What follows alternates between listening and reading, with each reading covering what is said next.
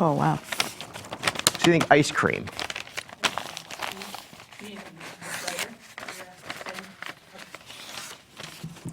Any ice cream that doesn't have any chunks in it. But I was thinking about soup. I mean, doesn't soup, I mean, unless you get like tomato soup. Nothing's really crunchy, though. What?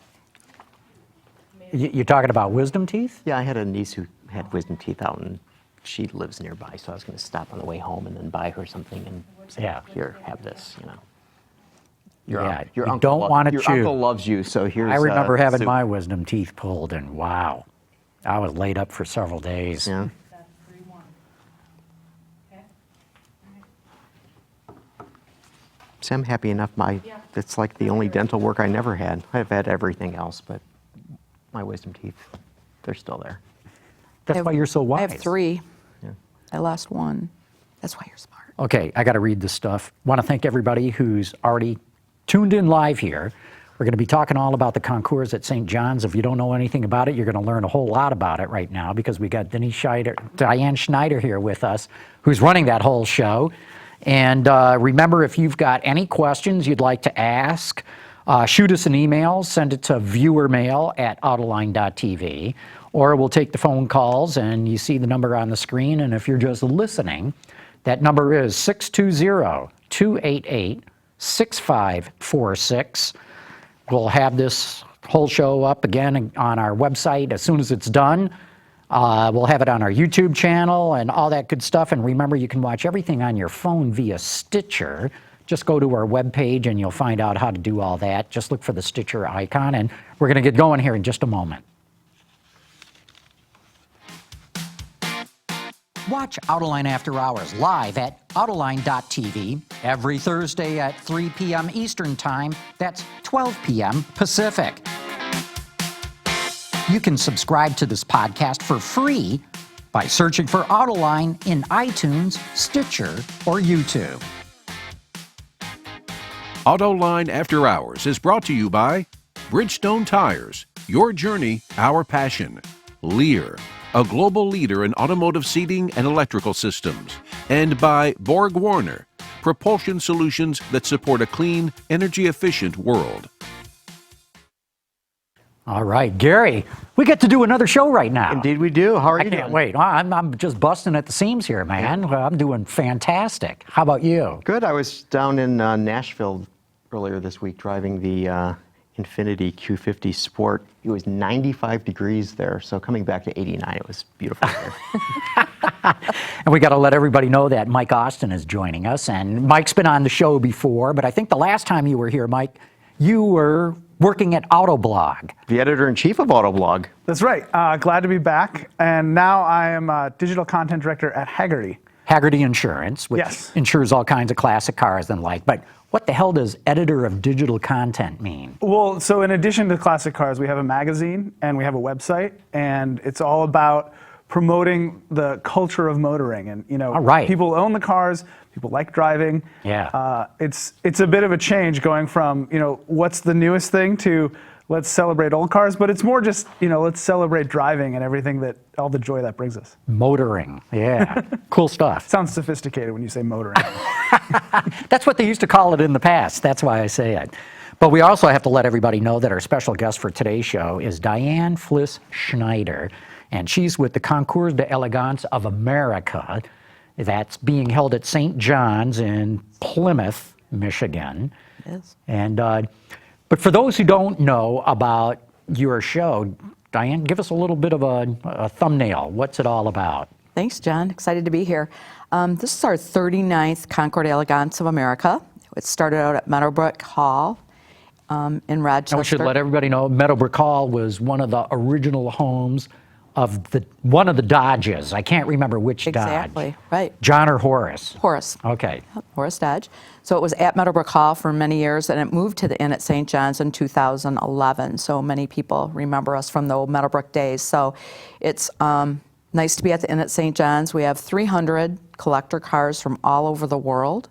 The cars are invited to be shown at the Concours, as opposed to a lot of car shows where you just show up day of. We work all year to find the most amazing cars from around the world. So We're 15 events in 3 days. The concourse started out as a one-day car show, 15 events in 3 days. So what are all these other events? We start out Friday morning with the Hagerty Insurance motoring tour. You can sign up for that. So you mean you're actually driving around in cars? We are. We leave from the inn at St. John's. We drive to the collection of Larry Smith in Pontiac. We'll view his collection. And then we'll go just down the road to M1 Concours, where they have the Champion Speedway. So we're going to do some track experiences. We're going to have a great lunch. There's going to be 3 people that are going to show up that are going to do some extra special things from 3 of the automotive companies in town. I won't say who they are right now. But Ralph Gilles is our enthusiast of the year this year at the Concours. So you name somebody every year as the enthusiast as the of the year? enthusiast, and this Well, year Ralph it'll be is, boy, he cashes the check when it comes to enthusiasts for cars. He does. He's the car guy of car guys, and he's beloved by not only the people within FCA Global, where he's the head of design, of course, but just the people when he goes to an event, He's down there with the people, signing their cars, signing autographs, excited about what they're driving. He's a rock star. Yeah, Yes. but he's not above them. He's a real car guy. So we're excited to have him. He'll be on the motoring tour as well when we arrive at the M1 Concourse. So will Mike, right? Yeah, I'll Mike's be gonna there. be there. It's one of our biggest events, like one of our, they call them tent poles, but we cover all of it and we're involved in it both as a sponsor and then some of the activities as well, like ride and drives. We're giving people rides in classic cars. So we have like a 64.5 Mustang, a 69 Camaro, a Plymouth Fury, I'm forgetting the year, but and both stick and automatic. So people can, even if you don't have a classic car, you can show up, be around all the activity and all of that at St. John's and also take part in it. What are you driving in the motoring tour? I'm going to drive my Alfa Romeo, weather permitting. Yeah. I took the roof little off. water out I still there. have to replace it. So, yeah. It's going to be great weather. That's what you're driving. All right. Yeah. So we'll come back to the inn at St. John's about 3:30 from the motoring tour. People can either go back home or come back to the inn at St. John's. That evening we have Battle of the Brands by Kip Sheward Motorsports. So a lot of sports cars. It's like Cars and Coffee at night. And we got a couple of sponsors. I don't promote drinking and driving, but we'll have Tito's. Vodka has an Airstream trailer on site, and Stella has their Airstream trailer on site. So we've kind of got the love of the collector car, hobby with the trailers and things. So that'll be fun at St. John's. Friday night we have our R.M. Sotheby's Motor City Mingle charity event, and Gene Jennings is our master of ceremonies for that event and auctioneer. That's a plated dinner, beautiful dinner to benefit JDRF. And what's JDRF for those who don't know? Juvenile Diabetes Research. Yeah.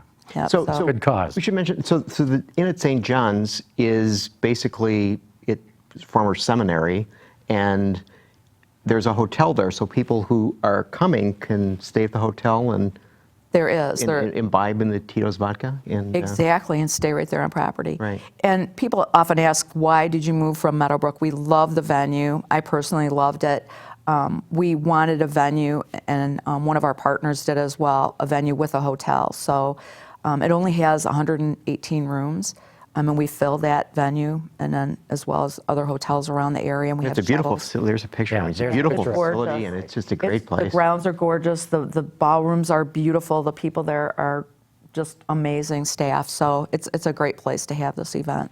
We're happy there. The community embraced us when we moved. I mean, everybody from the Chamber of Commerce to the police department to the local businesses, the Kiwanis, the Rotary. So And I have to hasten to add, people like Gary and I who live on this side of town, it's very convenient for us to get to it. Yeah. Yeah, the East Side people are whiny because we moved, and all you were happy because we moved there. So you can't make everybody happy, but it's worth a drive for people from all over. I mean, to see this many cars that are this fantastic in one place, over $90 million worth of cars on the field on Sunday, Wow. just that day alone. So So you must have some special categories or special cars too, as every We do. Concours does. We do. Tell us a little bit about them. Or you know what? We've got some pictures of cars. Why don't we just bring them up? Sure. Or start to bring up a few, and we'll get back to some later. But Are you gonna quiz Carmen, me? just run some pictures of cars here. it's a quiz. Oh, What is it? so it's a Mercedes Roadster. Mm-hmm. This has got to be a special concept, though, I'm guessing. It is. And That's exactly what it is. it looks like it's probably from around 10 years ago. There you go. Is that right? There it is. Okay. So what is it exactly? I can't tell you the model, to be Okay. honest. It's the Mercedes McLaren SLR, and this is, I think it's a Sterling Moss tribute. I'm not You quite win. sure. You're exactly right. And I think they Like built a worked for few. They Hagerty. sold these, right? Like, That's at Some- Mr. Fisher's collection in Troy. So yes, Yeah. that is a Sterling Moss car. Yes. Okay, yeah, and you're right. Extremely low volume, though. yeah, Very rare. yeah. Okay, so let's run another picture here. I want to see how smart you guys are. So Mustang. 70, no. 69 Mustang, I want to say. We have these are cars that you think you might see on Woodward Dream Cruise, or you might see these at Autorama, but we have a class called Maximum Muscle. So these cars have maximum horsepower. These are the best of the best in this muscle car class. So if I'm reading, I think I can read the sign, Boss 427. Right. And I want to say that's a 69 Mustang.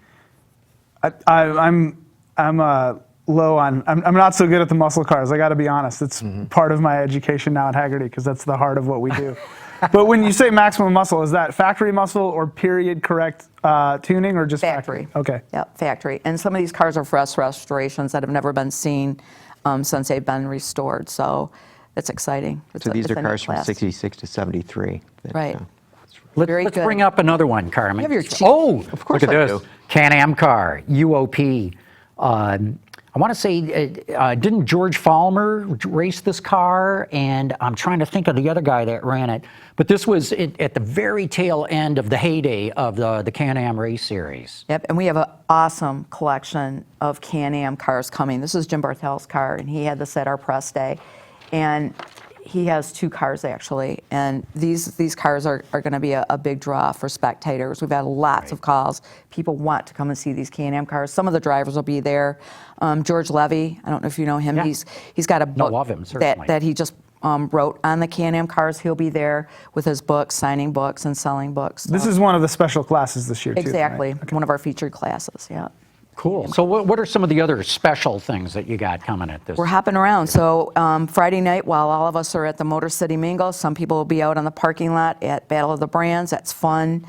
Sports car night. We have a little contest to see who can bring in the most cars out of one mark, and Porsche last year won. We also select a car that evening that will be on our show field on Sunday. This is something new this year. So enthusiasts can bring their cars.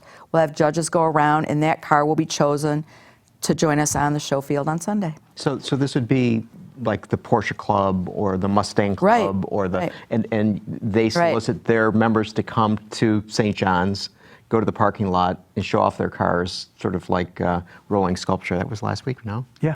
And Right. and then a judge comes and picks. Team of 3 judges will select a car, and they'll ask that owner if they can be on our show field on Sunday. If they say yes, then that car will be in a special class, has been chosen the best car for Battle of the Brands. I can't believe anybody would say no after they It's pretty cool. I mean, you read get that, you know. I won't be exhibitor here. credentials. You get to enjoy a great lunch in the Grand Ballroom, thanks to RM Sotheby's, and yeah, it's a really nice experience. Diane, we've already got a question in from Armand, who's watching the show right now. He asks, when do preparations start for next year? Talk a little bit about it's got to be an enormous effort to put on a show like this. Well, Armand, we've already begun for next year. Next year is our 40th anniversary, so preparations actually 3 years ago, we try to set up a 1, 2, 3 year plan kind of down the road, what marks we're going to feature, who our collector of the year is going to be, who our enthusiast of the year is going to be, and we've extended some of those invitations to people. So, but yeah, there was a lot of moving parts, 400 volunteers, 75 vendors and sponsors, 300 cars that we have on the field on Sunday, and 15 events. So we have, Armand, begun to do this. So, and we're always looking for more enthusiasts who want to help us do this. So. Where do you find the cars? I mean, 300's a ton. Like, you could go out there and there could be somebody who's never been in a Concours but says, hey, I have a car that, it's sitting perfect, it's worthy, but, no one might know where it is. You go to other events, but you also talk to people, and people nominate their cars because we can't know, as you know, where every car is. And sometimes you'll find something that you go, wow, how did we not know this car was 8 miles from us, for instance? So yeah, it's just networking and getting to know people and telling people, send us your nomination. We have a nomination form online. Send us a picture and the story about your car, and then our car selection committee goes through those. Brian Joseph's the head of that committee, and each one of the members of that committee has a specialty. So one is muscle cars, one is pre-war cars, the jazz age, the guy that does the drag cars and the race cars. So in the jet age juniors, Tony and Greg. So it's fun. Yeah, no, you guys do have fun. I remember a couple of years ago you had hearses. We did. And I mean, historical hearses. Yeah. And one of my favorite displays of any car show of any time is you had, I want to say it was 33 Indianapolis race cars. And as you started at the front of the grid, because they were lined up in Right. rows of 3, just like they do at the start of the race, you started at, I want to say, damn near 1911. And as you moved farther back in the field, it was newer and newer and newer cars. And it was just a brilliant way of seeing the evolution of Indianapolis race cars at one time, at one place. So when you say you have fun with it, I can tell you, I love the way that you guys approach it. Thank you. Yeah, and it's because of the talent of our team. I mean, I don't do this alone. If we have to have these people on our team that have the connections and that know these cars and that choose these categories, and then like Dave Gutierrez, who went out and found all these Can-Am cars and rallied these people around, and he's got also Dave put together a whole group of non-flip top funny cars. And if you guys grew up in the Detroit area, Shavoom is one of those cars. Maynard Rupp will be there. Al Bergler, who did all the tin. Angelo Giapatroni, remember Gratiot Auto Supply? Oh, yeah. Ange will be there. So Jay Howell. So the whole group will be there. So it's a reunion. And I won't say what birthday he just had, but Al just celebrated one of those decade birthdays. And I know Angelo's, up there. So to me, this is personal to have these guys there, and this is history. And to take pictures and have them be there with the cars. It's not just the cars going down the field, but it's it's capturing their experience and having people talk to them while they're there. So that's going to be a very cool car. Yeah. It's interesting the breadth of the Can-Am and then the funny cars. I mean, it's Yeah, just like it's just like night and day. Yeah. But two extremes, but something that you wouldn't normally see at a Concours. Maybe we'll have a cackle fest. We'll start those cars up and let them roar, and we'll have some of them come through.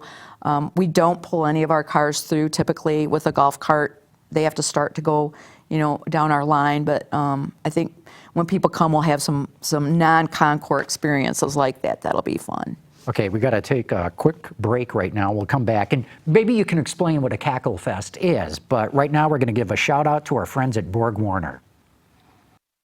Borg Warner, developing advanced technology specifically aimed at reducing emissions, increasing fuel economy, and improving performance. Our award-winning innovations extend from turbocharging and cooling systems to friction materials and diesel cold start technology. Built on a century-long reputation of innovation and reliability, we have the track record that proves our technology can help meet the challenges of the commercial truck and off-highway industry. Okay, we're back. We're talking with Diane Schneider all about the St. John's Concours d'Elegance of America.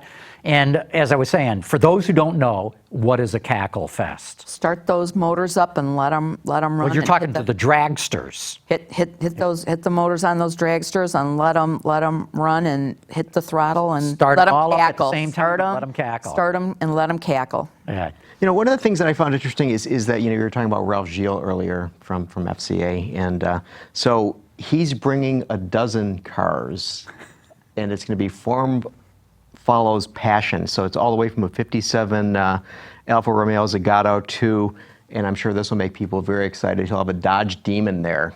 So I think a lot of people will come just to see the Demon. And so, I mean, you were saying Ralph is very enthusiastic about this stuff. So clearly he's reaching out to his colleagues at FCA and say, hey, let's bring in some cool cars that we've designed over the years.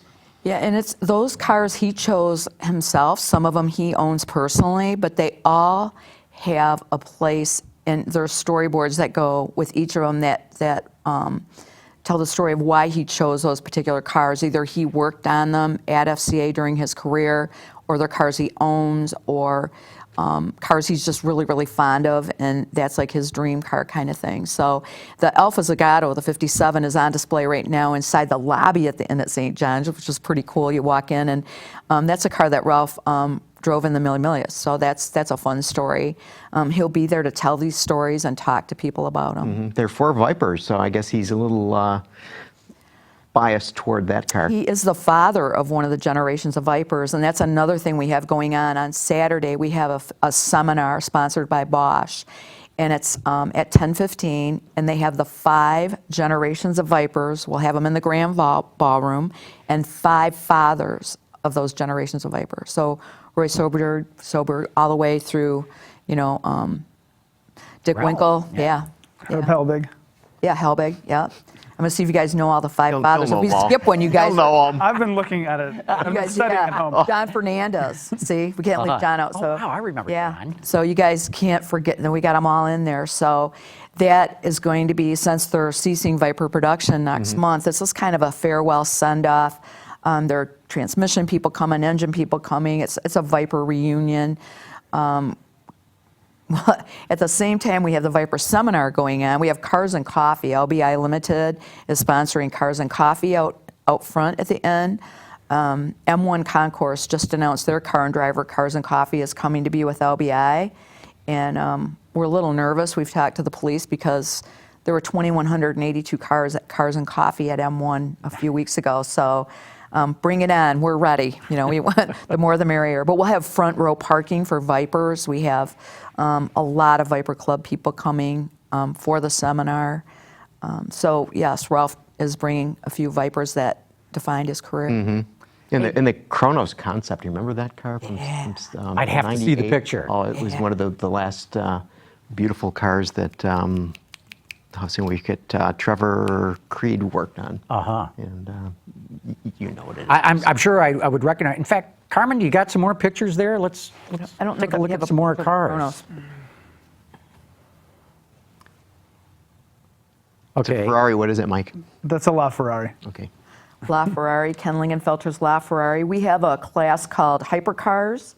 So while Brembo goes 60 to 0 in 3 seconds, these cars go 0 to 60 in 3 seconds or less. So the Tesla, so that's going to be fun. I mean, I don't care what it is. If it's red and sporty, people love it, especially young people. So Ken Lingenfelter owns the LaFerrari that'll be on our field. And with that, Car will bring some Corvettes out of his collection as well. So that'll be fun. Yeah. Yeah. This is this car. The Historic Vehicle Association is inducting this Blue Street Graham into the National Registry in Washington. And so they're celebrating the aerodynamic styling of Amos Northup. And since the Graham was birthed in Detroit and found in Detroit and lived here, this is a great place for them to make this announcement. They'll have a seminar on the Graham and Amos Northup's career. That's what, about 1939, 8, somewhere in there? 30, oh my gosh, all of a sudden my mind's blank here. 30, I'm sorry, I forgot. Yeah, I'm guessing about a 39. You have that in your cheat sheet. Yeah.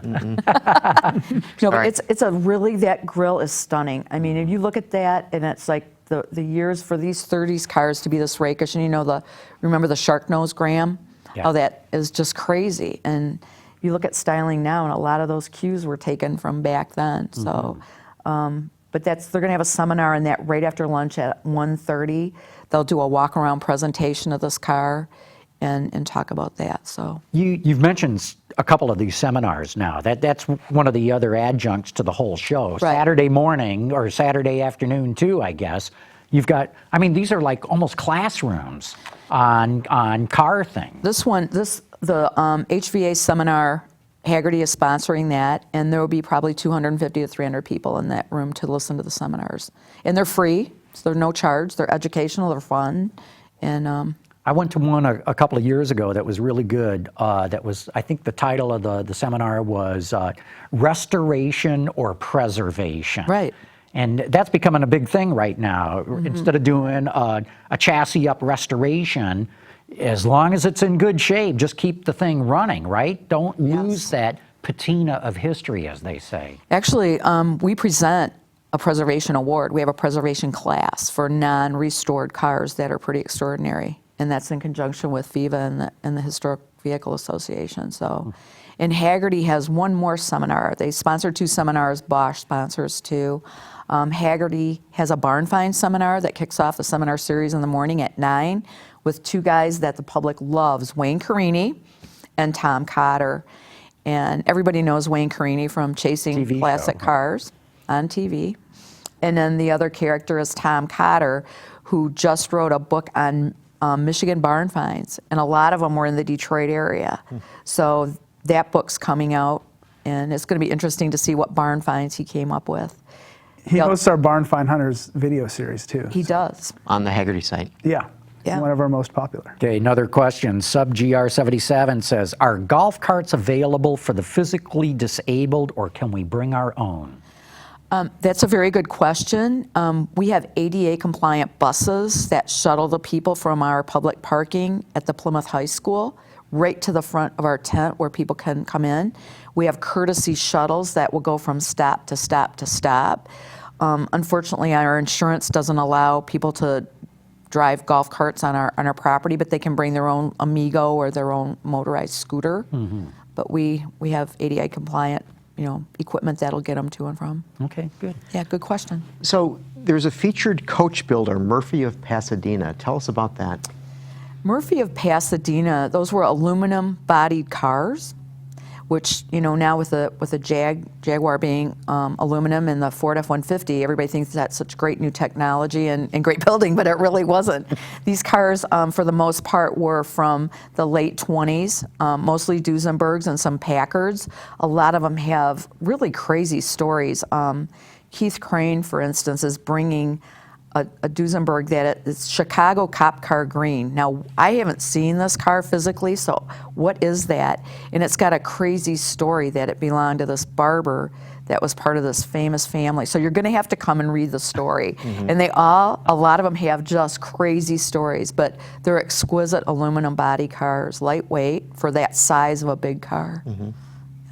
So what are Jet Age Juniors? Jet Age Juniors are cars like Falcon, the smaller cars that were Jet Age-y looking and racy looking, but like a compact car. It kind of started out that whole compact car movement. Every year, Tony Hossein and Greg Cockrell on our car selection committee come up with a crazy category, and it's all the Jet Age. So there's a number of cars in that category that are fun. Good stuff. Anything else you care to add here, Diane? Are we missing anything? We're missing one seminar. The last seminar of the day, we saved kind of the really gravy stuff for last sometimes, not to give less a tribute to anybody else during the day like the people I talked about, but at the end of the day in the Grand Ballroom, those Vipers are being replaced by the 5 cars out of the Keller collection in Petaluma, California, and they're our collectors of the year, Deborah and Arturo Keller. So they're bringing 5 swoopy aerodynamic cars like the Talbot Lago that you see on the screen right now or on your TV. They're beautiful, and our hopes are that people will see these cars on the field. The love for 30s cars isn't there by young people, but I mean, you think that's a hot rod that somebody built today in their, in their shop. So they're cool. So David Rand is doing this. David Rand, who used to be a GM Design. Exactly. David is doing this seminar on the aerodynamic styling and featuring the Keller cars. So that's going to be a great story. And you'll be able to see the Keller cars before Sunday and meet Deborah and Arturo, and David will do an exceptional job. That's great. Yeah. Yeah. Well, look, we're going to have to wrap up this segment of the show, but Diane, thanks so much for coming on and telling us all about what you're going to be doing at St. John's. Thanks. We still have tickets available. Now, how do people get tickets? Go to our website, Concours, CONCOURSUSA.org. And there are tickets. There's all this information. We skipped Doris Jill's luncheon for Project Beautiful on Saturday. So we have a full dance card, a concorso at Saturday night. So come on out and enjoy. Thanks. Will do, yeah. Thank you. Thanks very much. We're going to take a quick break right now. We're going to be coming back talking a lot more about things that we've been doing here.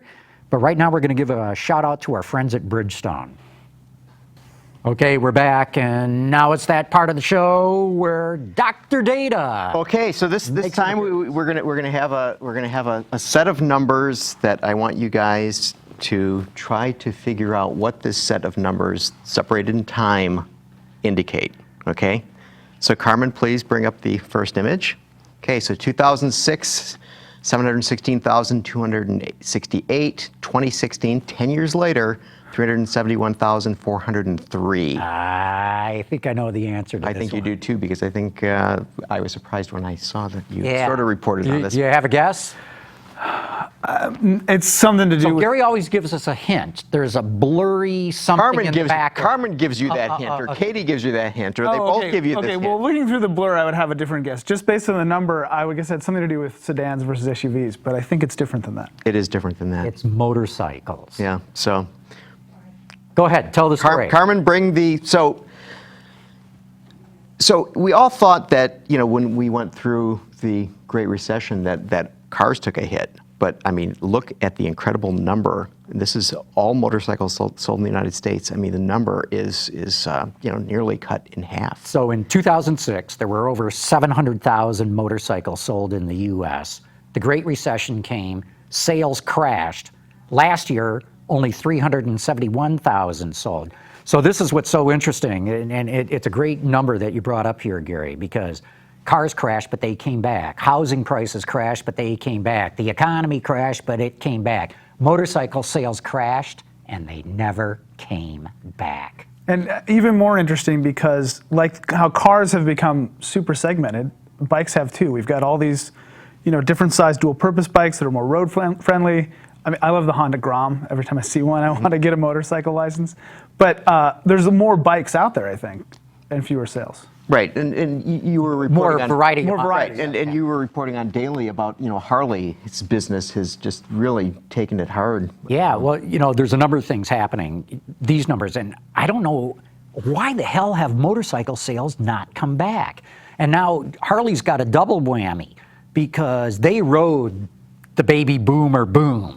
Boomers who grew up with Easy Rider, Peter Fonda, the freedom of the motorcycle. I mean, they all ran out and bought Harleys. Millennials, they never grew up on that movie. Harleys don't mean nearly as much to them as it did to boomers. And so not only have motorcycle sales never come back, now Harley's losing its base of buyers. And Harley's talking about bringing out that electric motorcycle. I mean, I wonder if that'll ever see the light of day. I'll bet it does. Do you think it'll make any difference? It could with millennials. Well, millennial. Yeah. I still claim to be in Generation X. All right, whatever. Yeah. But you still have the barrier of getting people onto the bike. So my personal one is I need to get a license, I need to get certified, and then there's a little bit of a safety fear. But I think once you learn how to ride, that's it. But maybe compared to boomers, you already knew how to ride, and then you slowly increment all these. Okay, well you got to wear a helmet now, or okay, you got to take an extra test. But you got to do it all up front now, and maybe that's intimidating. Mm-hmm. See, and these are motorcycle numbers, and I mean, I just wonder whether there might be an increase in the number of scooters. I mean, are we going to see sort of like, interurban transportation that young people are basically saying, well, I can get one, a Vespa, and that'll suit my needs, and if I'm going to go somewhere else, I'll call Uber. Well, and that's where I think the electric is going to make a big difference because, for some reason, I think the perception of somebody that doesn't ride a bike or is in the inner city, they think of gas. I don't know, maybe it's dirty or they have to fill it up. Where the electric offers way more convenience, and then you have that situation where you can go, hey, I can park this on the sidewalk. I don't need a garage for it. If I need to go somewhere else, I can Uber or Zipcar or Maven. Mm-hmm. Yeah, and I don't know enough about motorcycle designation. Where's the cutoff? And you say everything from here and below is a scooter. I mean, because I've seen some Vespas that I think would absolutely qualify as motorcycles. Mm-hmm. So, and where do you say no? From here on up, it's motorcycles. It varies state by state, but it's generally 50 cc and below counts as a moped or a scooter. Okay. And then there's some limitations on speed, which is an interesting thing with electrics, right? Because you can make that's all electronic. You can make an electronic limit, Right. but it's also in terms of the size and the compactness. You can make a little moped-style thing with a lot more power than what you get out of a gas engine. Yeah. Yeah, and then there are a number of companies that do have electric scooters on offer now, but I mean, it's sort of, like Zap and things like that, and you never hear of them or see them. I just find that to be... One thing that fascinates me about motorcycles and bikes is, on the used market, even, motorcycles, you can get into them starting around $8,000 and go spend as much as you want. But when you look at what people are spending, especially millennials, spending other things on, you've got not weird, but different varieties of electric transportation, whether it's like a foot scooter or an e-bike, or just buying a really nice mountain bike or road bike. They're buying these things where you can get a second-handed scooter or a second-hand motorcycle for the same price. So there's some choice there where somehow people are ignoring the motorcycle as this alternative to, I can go out and have fun. I know you're interested in mountain biking, and I was looking at a piece in, I think it was in Wired this month, that they were showing a couple of electric mountain bikes. I've ridden one. I mean, it's like over $7,000 for one of these, which is startling to me, but obviously I don't know what mountain bikes cost. You do, I don't. Yeah, I mean, even $7,000's pricey, but not if it's not necessarily if it's electrified. But yeah, I got a chance last year out in West Virginia in the mountains to go out mountain biking, and you still have to pedal, but you have an electric assist, and then you can vary it. You can have minimal assist or maximum assist. I set it on minimum just to see how it would go. I could go up anything. Yeah. I mean, I could ride all day on these things, and I'm riding with all these other guys, and they're huffing and puffing and panting. And Imagine if you were on a dirt bike, though. yeah, right. Yeah. So speaking of electric vehicles, so there was that big rumor this week about Lucid Motors and the possibility that Ford would acquire them for Lincoln. There's questions about the future of Faraday Future, because it seems to be running into some economic issues back in the home country in China. So, okay, what's going to happen to these startup EV companies, and will even include Tesla? Well, remind me of the relationship between Lucid and Faraday, because they're somewhat They're interrelated. competitors. But what's so interesting about the two is there's a guy named Nick Sampson at Faraday, and there's a guy named Peter Rawlinson at Lucid, and they both design electric cars. They were both the co-chief engineers on the Tesla Model S. So they split, they found some money, they started these companies, and they both built two electric cars and I mean, they are aimed right at Tesla. And these are cool cars. I mean, these guys know what they're doing. These are like 1,000 horsepower cars, though. Well, they're bigger and... Yes, you can get 1,000 horsepower. Faraday just showed that or was it Lucid? Lucid just showed that its cars can go like 245 miles an hour. But if you want to buy the base version, it doesn't do that speed. You'll start out with rear drive only. I think they're saying 400 horsepower and a $60,000 price tag. But to your question, Gary, boy, I don't know. I mean, how many very high-priced electric cars can the market withstand? And right around the corner, Porsche's coming to the market, Mercedes, BMW, Audi, and I don't know, that's slicing the pie mighty thin. What do you think, Mike?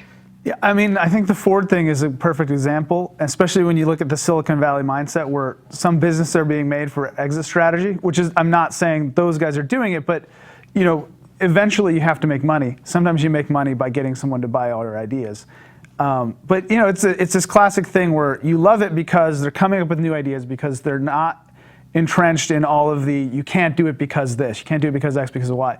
But then when they try to make it, they run into all those roadblocks that, the reason why we haven't seen traditional auto manufacturers jumping into this is because they stopped at the can't phase. So I love the ingenuity and the spirit of, we're going to pull this off, but reality seems to be a harsher pill. So if one of these companies, Lucid, let's say, since that seems to be more independent and it doesn't have a big parent, because I think Peter Rawlinson's always out looking for funding for his firm. If they get absorbed by one of these companies that basically had the can't attitude to begin with, I mean, what's the likely outcome? I mean, will there be further development, or would it just basically be, yeah, we got one of those? Well, look, I think it's like we've been talking about classic cars. Somebody gets this pile of rust, they restore it beautifully. They spend a fortune restoring it. They never get their money out of it. So now fast forward to these electric car startups. They spend all this money developing these really cool electric cars. I mean, I've been in the Faraday Future car. I was wowed. I was knocked out. I've seen the Lucid car, and I'll give you a backstory on that in a second. But I think you could buy somebody like Lucid, that a Ford Motor Company could buy a Lucid for less money than it would cost Ford Motor Company to tool up an all-electric car just like it. And the backstory I wanted to mention is when we were at CES in January, you know, that's where I got to ride in the Faraday Future car. That's where I got to do all these interviews with the people at Lucid. When we came out, at the end of the day, there's this big open parking lot across the street from the convention center in Las Vegas at CES. And there was about 4 or 5 senior-most level Ford executives taking test drives in the Lucid car. And I remember telling to Chip and Carmen at the time, I said, hey, look at that, all the Ford guys there. Wouldn't it be perfect for them to buy Lucid and make it part of Lincoln? So obviously Lucid had the same idea. Yeah, I mean, I think if I have to, pick a line, I'm going to say the odds are good that it would work out. Previously, an automaker might buy something and it just gets absorbed into, all of that bureaucracy in that machine. And I think the automakers now have recognized how quickly they have to move, and they've recognized the value of having an independent division that can sort of operate outside the rules to move faster, and also, hopefully transfer some of those lessons into the rest of the corporate culture. So would this be, say, Lucid by Lincoln, or would Lincoln offer a Lucid? You see what I'm saying? So a Lucid would be like a Continental. So you Yeah. can buy a Continental, you can buy an MKZ, you could buy a Lucid, or would Lucid be sort of a standalone halo sort I of? mean, why spend effort into building up the Lucid name when you already need to put more effort into building up the Lincoln name? So All right. fold it in. Yeah, no, I could argue the other side too, just as easily, saying, it would inject a lot of excitement in. Here's a brand new car, it's out of the valley, Silicon Valley, it's blah, blah, blah, blah, blah. You can only get it at Lincoln dealers. But I'm kind of with Mike too. I think if I were doing it, I'd call it the Continental or something like that. I'd bring back one of the old Lincoln names. All right, so to wrap this up, 5 years from now, will Lucid exist? Will Faraday Future exist? Will Tesla exist as independent standalone companies? Only Tesla. Yeah, I agree. And we'll see how that pans out. Yeah. Right. Hey, we're going to have to take a quick break in a minute, but Mike, we got a question from Jonathan Brown. Not a question. He says, tell us more about your Alpha. All right. Well, it's a 87 Spider Cloverleaf, and it was a friend of my parents who had been sitting for about 8 years. So the good news is it's only 19,000 miles. The bad news is The bad news is it was 8 sitting, years. so I had to. I'm in the midst of doing everything, so I took the top off because it needed to be replaced, and then I've taken my sweet time putting the new top on. But prior to that, I did all of the belts and hoses, the engine mounts, the transmission mount, and Is this a picture of it that we got? that's not the car, but yeah, mine looks just like that. It doesn't have the roll hoop. Yeah. I have different wheels. It's really fascinating because before I got it, everyone was like, there's a car called the Miata, right? And it's true. This is like something like 700 pounds heavier than a first generation Miata. It's got this big heavy engine.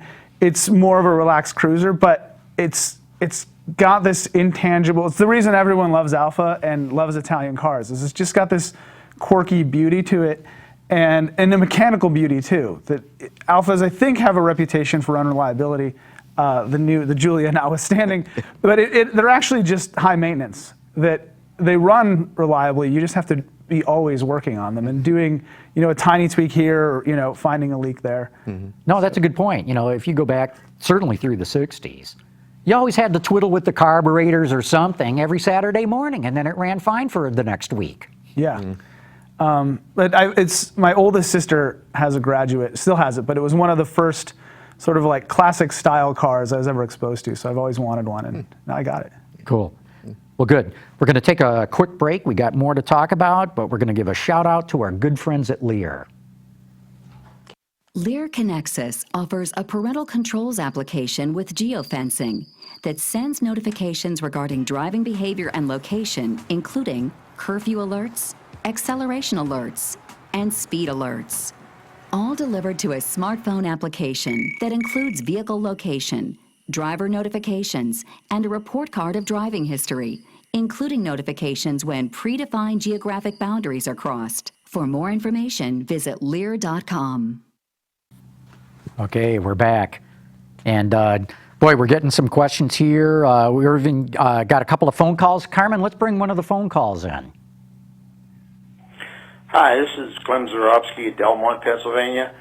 One of the reasons the motorcycle sales are falling off is back before the recession, you could buy a new Harley, drive it all summer, ride it all summer, sell it the following spring, and the only thing it cost you was the insurance because there was so much demand.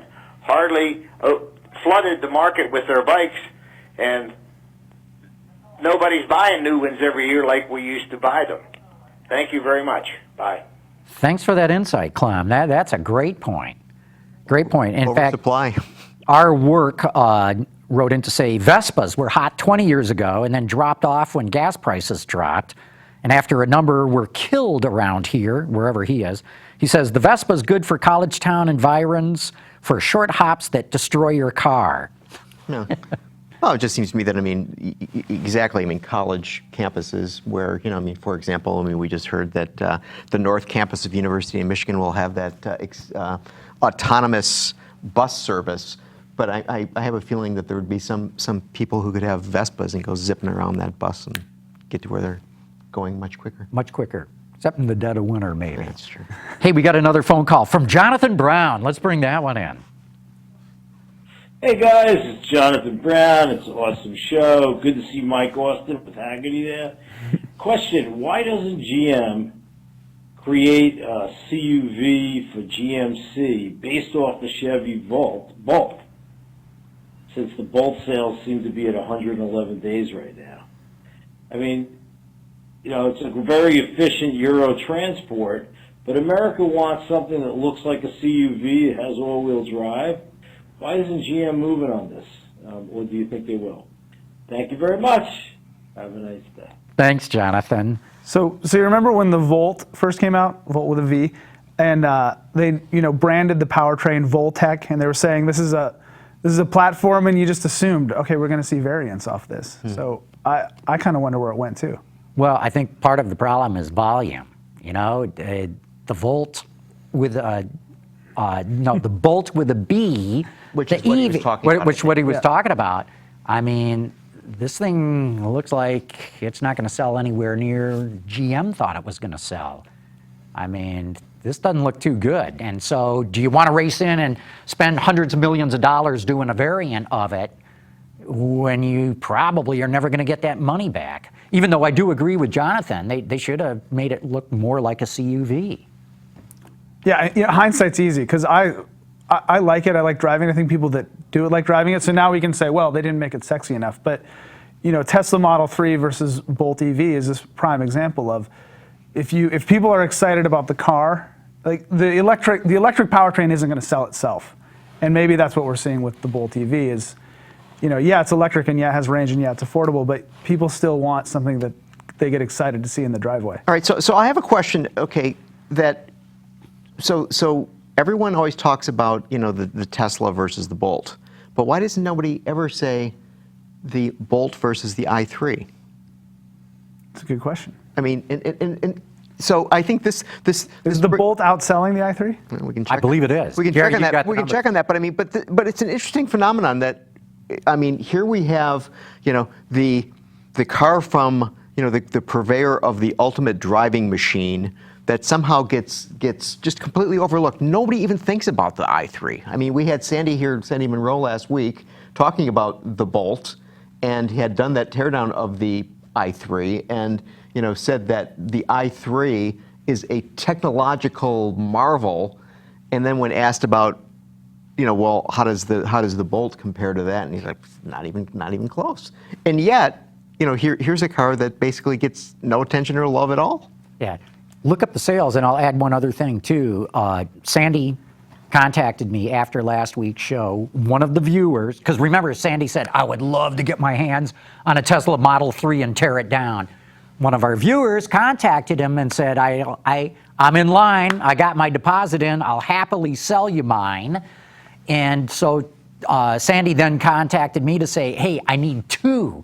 So anybody out there in Autoline After Hours land, Sandy Monroe, if you are going to get a Tesla Model 3, he would love to buy it off you because he wants 2 of them to tear down. Why does he want 2 of them? Well, my guess is he's going to want to have one torn down and then another one to be able to drive to understand better what they've ripped apart on the one they tore down. You bring up a good point with the i3, because I like that and I forget about it.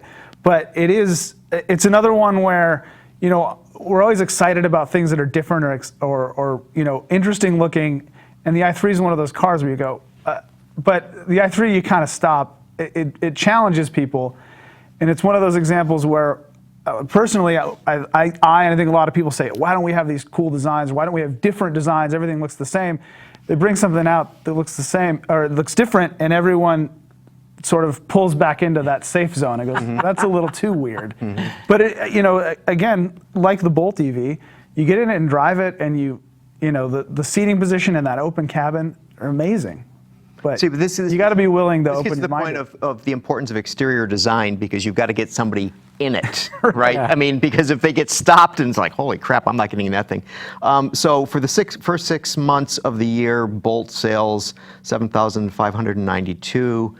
And i3 sales 2,992. Wow. So the Bolt is outselling it 2 to 1, even though the Bolt is still not sold in all 50 states. And one of the reasons for the comparison, I think, is that you're talking about 200-mile cars.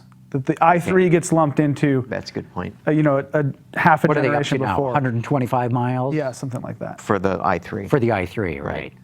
And so half the range, half the sales. Yeah, and all the price.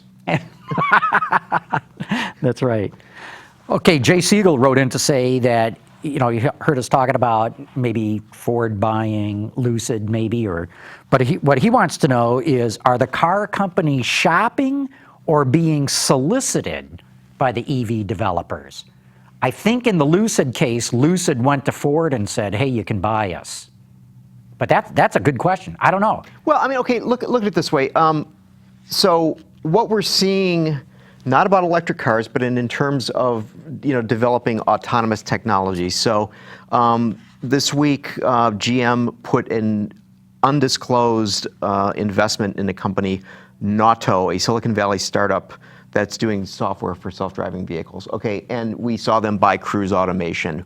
We saw Ford spend money for that AI company, Argus. And exactly. And so, while these guys are out in the valley kicking around, wouldn't it not be wise of them to say, hey, I think I'll go visit this company? And so maybe you're having a little bit of both, that the guys from Detroit are saying, hey, maybe we need to buy a full-blown company. And the full-blown companies are saying, hey, maybe they ought to sell this thing. I thought it was interesting, there was a quote I read from the Stefan Heck, founder and chief executive of 2-year-old Nauto, said, quote, any vehicle manufacturer is better than any startup at building cars. I mean, isn't that a great admission that one of these guys in Silicon Valley would make, that those old bastards back in Detroit, those fossils, can actually do something better than Silicon Valley? Well, that to me is the most interesting place to where this is going to play out, because a year or two ago, everyone was going to, Apple's going to make a car, Google's going to make a car, they're going to run, Detroit out of business, and now it's not quite determined if they're going to be like a branded supplier, like a Brembo, or if they're going to be just a background supplier, and and then they look at that and they go, some of these suppliers, that's a tough business to be in there as well. While the traditional suppliers are looking at that, going, hey, we got to catch up. Or if they're going to make something on their own and use suppliers to build it for them, or partner with the OEM. So that to me is like how is it going to settle with Silicon Valley integrating with the automotive world? Mm-hmm. So today was not a good day for Volkswagen again. Uh-oh, what happened? So it seems that the state of California is looking for an additional $153.8 million. Why? Because they're saying that the 533 million, I'll say it one day, was insufficient, and so they need more. And it seems that this may happen. Really? Mm-hmm. So I did a little math. So if we take the two numbers, and I'm not going to say again because I'll screw them up, and you add those two numbers together, you get to $686.8 million. Volkswagen sold 85,000 cars in California. This means $8,080 per car they're going to be nicked for. Wow. If I were Volkswagen, I might take the state to court over this. Of course, I don't know any of the background, so I shouldn't say, but for them to have reached a settlement and now come back later and go, hey, we want $100 million plus more. So this is quoting from CARB's. Today's additional consent decree was negotiated by attorneys and technical experts from CARB and the California Attorney General's office and is subject to court approval. To me, it brings up the question, okay, where do you stop? Yeah. And not to minimize, okay, this has an environmental impact, you can associate a cost with that, and there is some punitive things you want to make sure so no automakers try something like this again, but you could just keep saying over and over, well, we need a little more. This sounds like piling on. I'll have to get all the details, but at first blush, I'm kind of siding with Volkswagen on this one for the first time on this issue. The number that astonished me is the fact that Volkswagen is paying $86 million to the California Attorney General's office for civil penalties and costs. I mean, isn't that nice? Yeah, I mean, like any lawsuit, the lawyers are the ones that get the most money. But I mean, so speaking of other automakers, I mean, we saw this week that Mercedes is making a big recall in Europe of diesel engines, and I thought what was interesting is that in Zetch's comments about doing this is that he wanted to help improve the confidence among consumers in diesel cars. I'm thinking, wait a minute, if I owned a diesel car and then I got a recall notice for the diesel car, how am I going to be confident in the diesel car, right? Well, look, that's PR spin. They're under investigation from the EU from cheating on diesel emission standards, and they're trying to get out ahead of this issue by going, oh, whoa, no problem, we'll recall them all and fix them. And of course, up to now, they've been denying that they did anything wrong and that there was no problem with those cars. So, a lot of times, attorneys general can look more benignly on a company that shows remorse and shows remediation than one that's dragging its heels. And that's how I see this, as Mercedes trying to get out ahead of this before they get fined for some whopping big number. So with that, I mean, whether it's in Europe or here, does diesel have any future existence? I think no, just because of public sentiment. I mean, Europe is pivoting away from it super fast. Volkswagen has completely wiped it from their future passenger car plan. And you look at the way the EPA operates, where they announce an investigation very publicly with great fanfare before the findings have been, fully finished. And that alone, when you look at the FCA deal with diesel, is like, all of a sudden, it just looks like, oh, FCA cheated too. Here's another diesel. It's just piling on. Diesel's bad, diesel's bad, diesel's bad. Even if it comes out a little bit better than what the initial, assumption might be, it's just, I don't think it can come back from all the bad press. What do you think? I think diesels Plus the technical challenges. Diesels will survive in trucks. So when it comes to towing, definitely. when it comes to highway driving, they're still hard to beat. Okay, so light-duty passenger vehicle trucks or Class 8 Oh, yeah, yeah. over-the-road? No, even light-duty passenger vehicles, passenger trucks, full-size trucks, full-size SUVs, diesels still make a lot of sense in them. When you get into small cars, not so much because, even though you can have a nice number, small cars already get better fuel economy even with a gasoline engine. So the cost and the benefit you get from that, not as impressive. See, the thing I wonder about is as Mike was saying, that, diesel's name has been besmirched probably indelibly. I mean, that you can't polish that. It isn't going to go away, right? And so would there be a sufficient number of people who would buy a full-size SUV with a diesel or, a light-duty pickup truck with a diesel that would make it economical for the OEM to sell? I do believe so, because these things are expensive. It's amazing what people will pay for a diesel. And remember, right now, Dodge Ram pickup truck, almost 30% of sales are diesels. So that's a pretty big number. And when you look at... But isn't that one of the diesels they were nicked on? Yeah, it is. Yeah, I don't remember. I think they might have. No, it was nicked on, but I think it's been. Well, they've just gone back to selling them. They just got certification for the current model year, so they're back in. There was a period there for a month or two where you could not buy them. They were not with the new stuff. They were not certified. But if you look at Chevy or Ford, especially with their medium-duty pickup trucks, the F-250s, F-350s, that class, diesel does pretty well there. And like I said, I want to say they charge like $6,000 for those engines. I mean, they're making money on it. Mm-hmm. But in those cases, though, I think you're looking at niche and special use, right? So pickup truck, you're getting advantage with a diesel, and there's a certain amount of I want the diesel. In passenger cars, Volkswagen was selling like 5,000, 7,500 a year. Jaguar has it in there in the XE, and that's a really small volume. So you're saying, okay, well, this is an alternative, and you're courting that buyer that says, I want something special. But overall, we're not talking a lot of volume here. And speaking to the technical challenge, you got gasoline fuel efficiency is getting really good, catching up to diesel, and then you have all these extra costs for after treatment. Mm-hmm. And even as a consumer, you go, well, wait a minute, I'm going to get, the gap is smaller where, unless it's something where you're getting all this extra torque or you're getting a significant mileage improvement. So in passenger cars, that's where it's the challenge. Like John was saying, you look at the price and you go, I don't know if it's worth it. But what I don't get to is the industry is just laying down and letting itself get run over in this debate.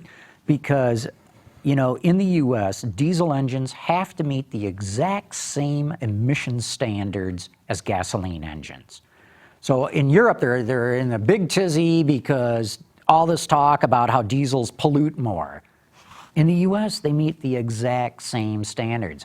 Why isn't Europe just saying, or why aren't automakers who make diesels in Europe saying, we got to tighten up the standards and make them equal to gasoline engines and make this argument go away? Okay, but wouldn't the point be, well, we have to invest this money on developing electric vehicles or hydrogen vehicles or other alternatives, and so why should we be investing a ton of money in... Now, Mercedes says that they've spent like $3 billion on developing a new family of diesels that meet all the regulations. And, right. But I just look at that and say, okay, is that a stopgap measure between now and 2030, when chances are, combustion of any sort is going to be looked at askance, especially in Europe. But Gary, they're already doing it. Mercedes and Volkswagen and BMW and Porsche all had to develop diesels that meet the U.S. emission standards. Right. So they've already done it. They've already done all the engineering. And in fact, if you said, okay, let's just put this on all our engines in Europe as well, yes, it would add cost, but now you could amortize that cost over millions of engines and bring the cost for each individual down a bit. Except for he says, I want an i3, I want emission E, I want, it's... Well, if you look 20 years, so, okay, an engine family might last 20 years. And you look 20 years down the road and you go, okay, some higher mix of cars we sell is going to be electrified. Engines are getting smaller. We're getting a bigger portion of, even in a hybrid, you're switching from the electric part being bigger. You're not going to say, okay, for the next 20 years, we're going to put all our money into 2 different engine technologies. You're going to pick, and to me, it makes more sense. I'm guessing the automakers are going, all right, well, we're going to let the diesel, evolution chart sort of trail off. Mm-hmm. Yep. No, I agree. They're definitely putting their money into electric. No question about it. Hey, look, we've used up an hour here. Boy, it goes by fast. But Mike Austin, thanks so much for coming on the show. Glad to be back. Great having you on here, too. And Gary, let's keep on doing it. Let's do it next week. Well, we can do. And of course, as always, want to thank all of you for having tuned in. Autoline After Hours is brought to you by Bridgestone Tires, your journey, our passion. Lear, a global leader in automotive seating and electrical systems. And by Borg Warner, propulsion solutions that support a clean, energy-efficient world. Visit our website, Autoline.tv, where you can watch us live Thursday afternoons. Get your daily fix with Autoline Daily and in-depth analysis and interviews with Autoline This Week. There's all that and much more at Autoline.tv. This stunning story, maybe you guys saw it, that AP had on the value of New York City taxi medallions. Oh, somebody was just asking me about this 2 days ago. What's it down to?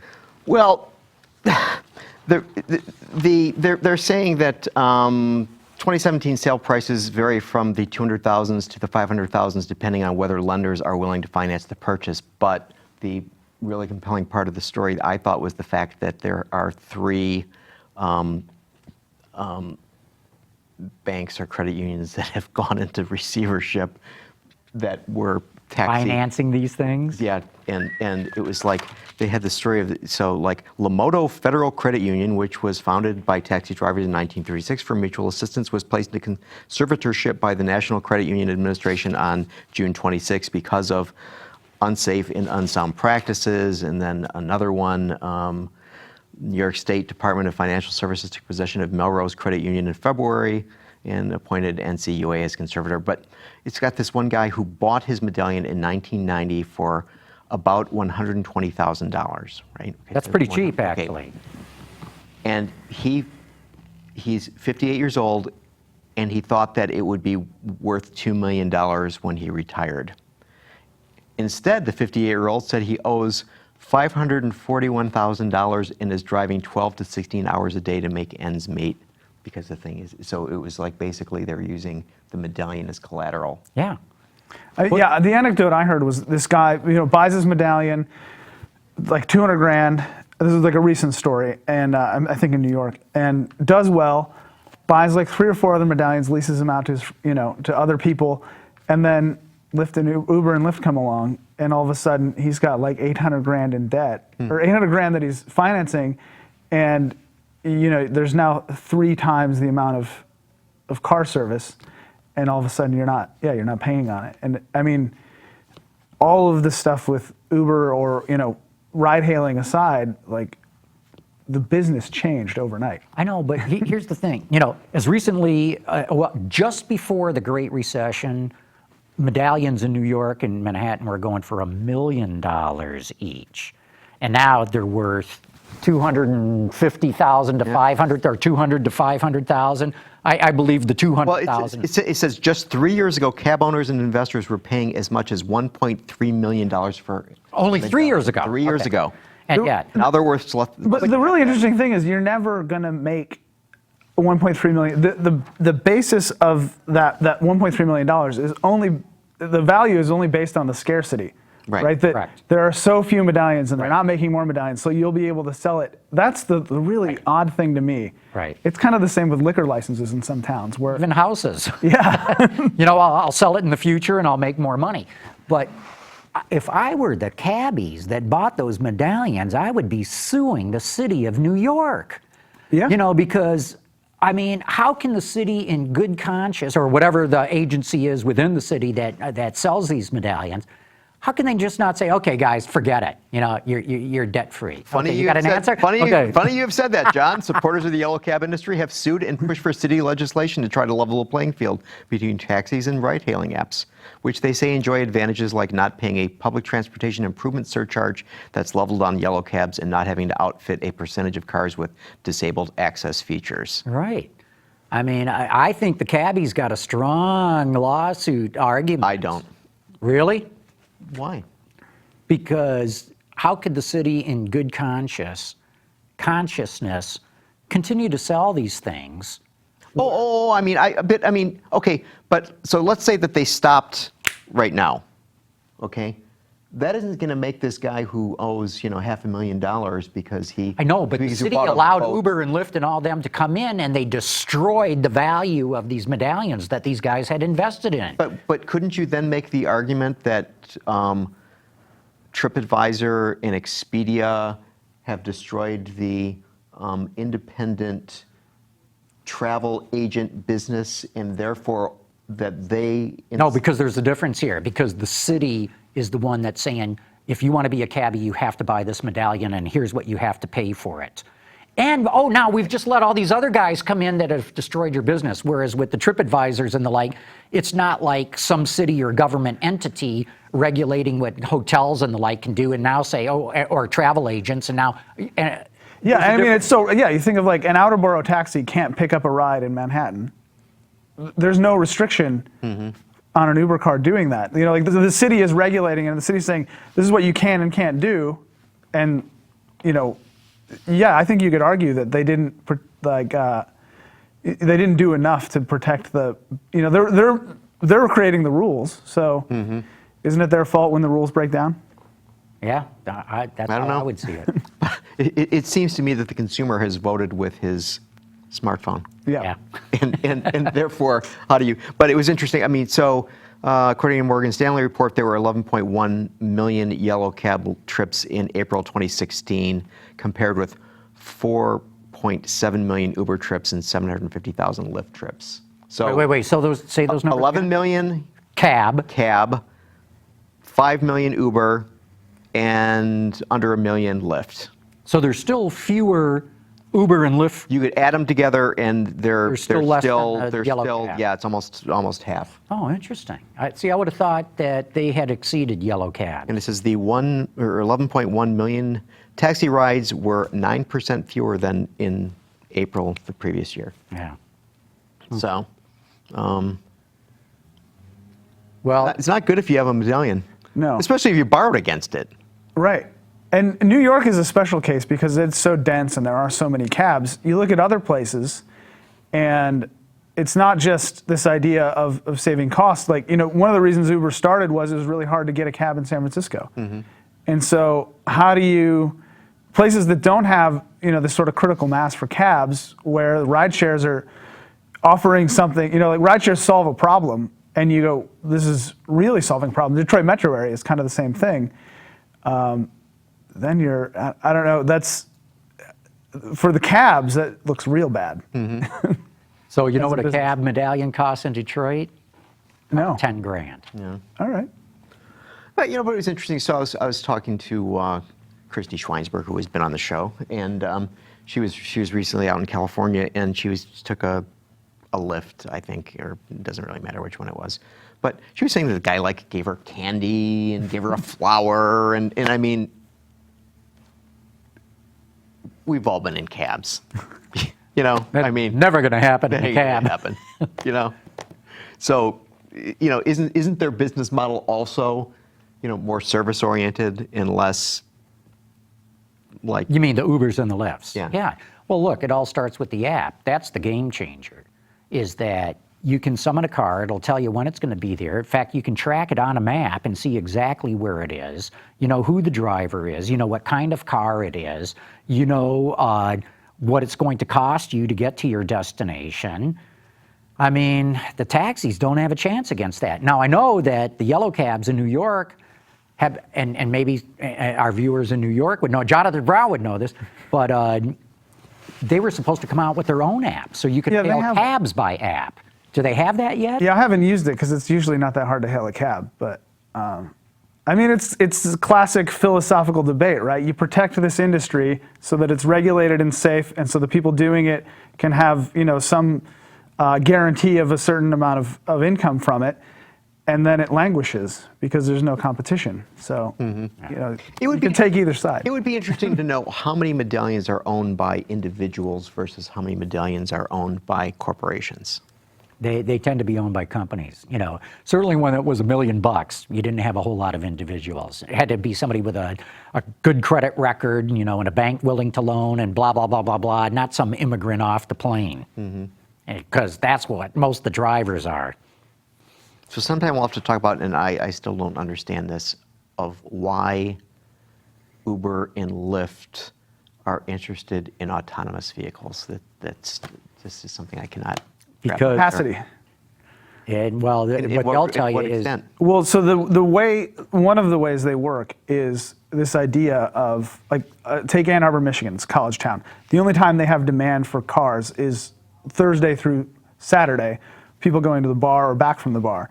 You can't effectively serve that with a taxi fleet, but you still need an incredible amount of manpower to serve that, so you have people.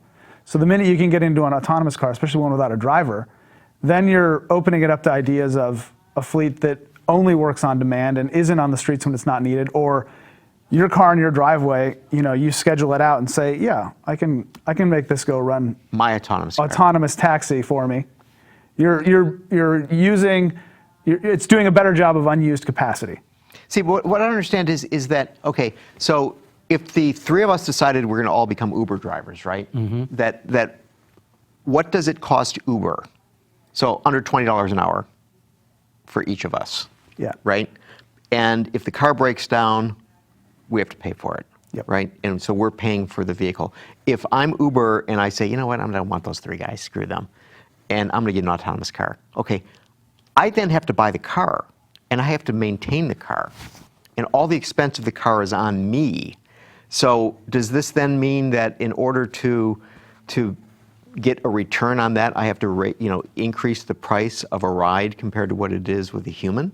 I don't think it'll go that way. What both Uber and Lyft have said is their number one cost is the driver. So if you go to an autonomous car, you just got rid of your number one cost. But you're right. Their business model is, as they call it, asset light. They don't want to own the cars. So I think what's going to happen as autonomous cars become more and more available is somebody's going to have a fleet of cars, and they're going to use those fleets with Uber and Lyft or whoever. So I don't think Uber has any plans of owning cars. They will work with fleet operators instead of individual operators. Okay, so who's the fleet operator?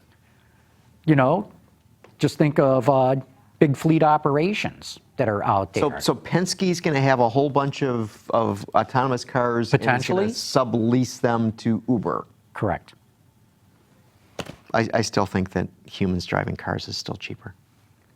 That's not what Uber says. See, but how can it, if they're paying a guy $20 an hour, or, actually it's less than that in Detroit. Yeah. And so how is that a big cost? Well, look, it's we were just talking about cabs. There's fleets of cabs. They would love to get rid of their drivers. Well, and it's also availability, right? You still need to get someone to sign up and to volunteer to put those hours in. Yeah. With an autonomous car, you can run it 24 hours. I'll bet if we looked at Lyft or Uber right now in this area, we'd find at least 6 drivers who are Probably. But again, I come back to my example of the taxi fleets. They used to buy Crown Vics. Now it's the Nissan NV van and Ford Escapes and Toyota Priuses. Those are the main cabs out there now. They buy a bunch of these cars. They hire drivers. These guys go driving around the city. Hopefully a dispatcher calls them, or they hang out in front of hotels or other places where they know they're going to pick up drivers. If those fleets could get rid of their drivers, they'd do it this afternoon. And they would cut their costs, and they would still buy fleets of cars. And if Uber wants to contract them to use it, they'll happily, let Uber pay them. And here's another potential idea is, and it might be backward thinking because you could solve this another way, but you have driver error, and the driver error is liability, whether it's for the brand or actual, lawsuit material.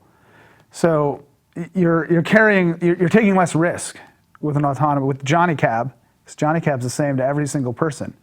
You don't have to worry about if he didn't give you a flower, or or if it's just an unsafe driver, or they're not going the right route. Yeah. It's still a mystery to me. All right. Yeah. Good discussion, though. You get someone to sponsor your binder.